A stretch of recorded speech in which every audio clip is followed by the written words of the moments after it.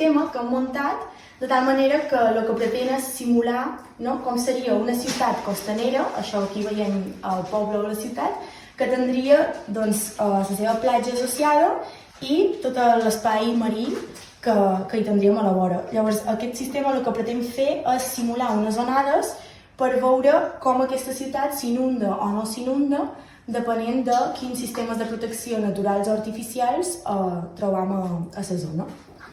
Muy bien, ahora vamos a simular estas tempestas litorales y vamos a ver qué pasa en función de las barreras o no, naturales o artificiales, que tenga la costa.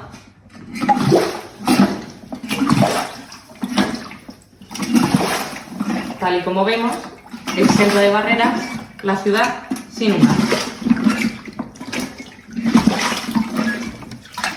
¿Qué podríamos hacer para evitarlo?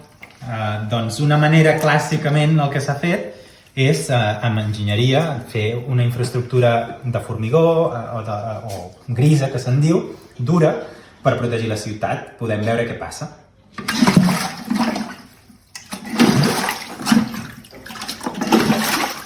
Clar, això realment protegeix la ciutat, però et pot donar una falsa sensació de seguretat fent que els edificis i tota la població es posi més a prop de la costa i, per tant, quan en algun moment hi ha el que se'n diu l'overtop en anglès, la pujada del nivell del mar que es rebassa a l'estructura, doncs s'inunda i encara causa més danys, s'inunda la part de darrere.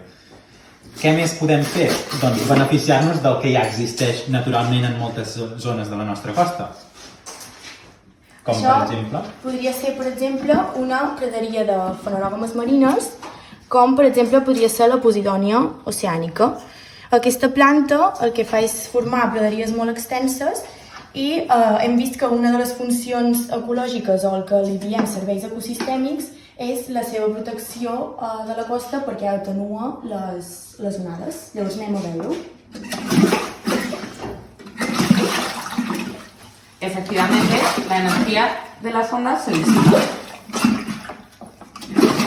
Al anar flexionant-se totes aquestes plantes es va perdent part de l'energia de l'onada i no arriba a inundar el poble. Però, esclar, moltes vegades el que ens ha anat passant a Catalunya i en altres llocs del Mediterrani és que aquestes plantes s'han anat perdent.